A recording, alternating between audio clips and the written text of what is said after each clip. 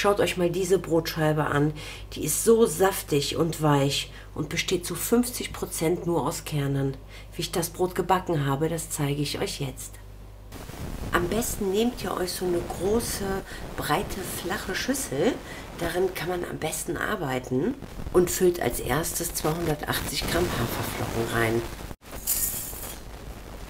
Darauf gebe ich 80 Gramm geschrotete Leinsamen. Ich habe hier Goldleinsamen. Ihr könnt aber natürlich auch die dunklen Leinsamen nehmen.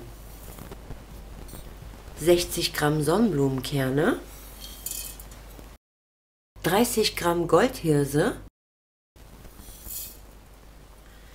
40 Gramm Kürbiskerne. Die habe ich so ein bisschen geschrotet. Die könnt ihr aber auch ganz lassen.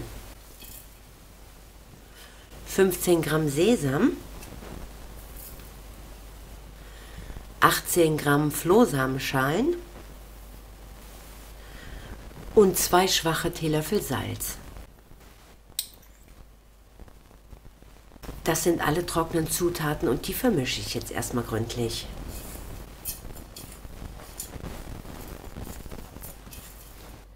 Und darauf gebe ich nun 500 Milliliter sehr warmes Wasser.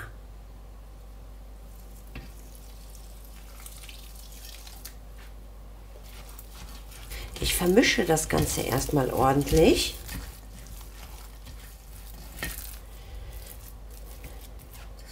Und lasse das dann 20 Minuten quellen.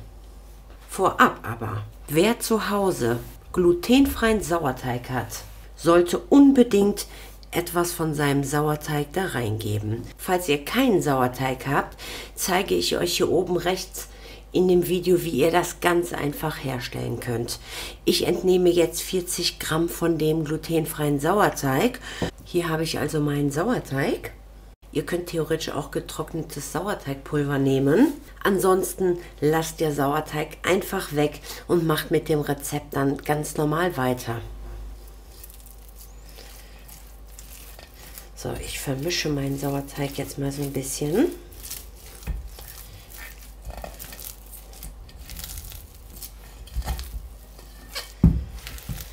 So. Wie gerade schon gesagt, das decke ich ab und lasse das 20 Minuten quellen. Meinen Teig habe ich quellen lassen. Jetzt nehme ich eine 25 cm lange Kastenform und die bepinsel ich mit Öl.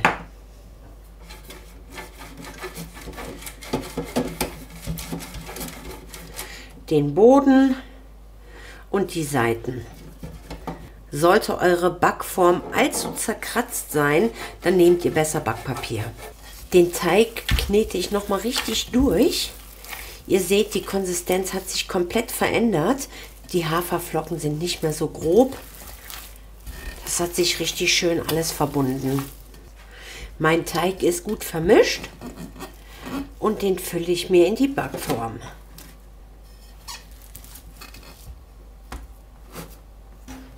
Und alles gut andrücken.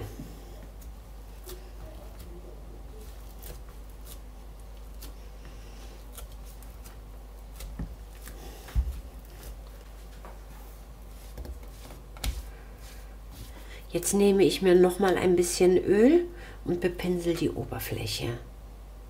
Das gibt dem Brot eine unwahrscheinlich schöne Farbe.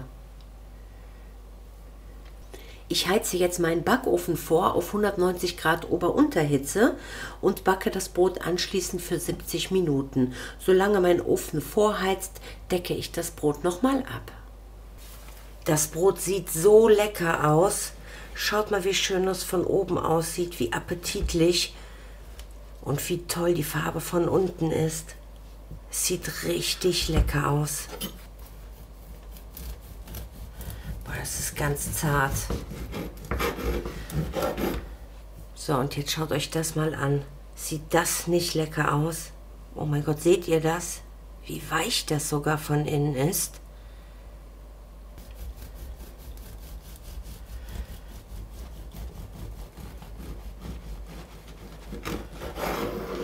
So, schaut euch das mal an. So ein weiches, saftiges Brot. Ja, mega weich. Wirklich richtig schön weich.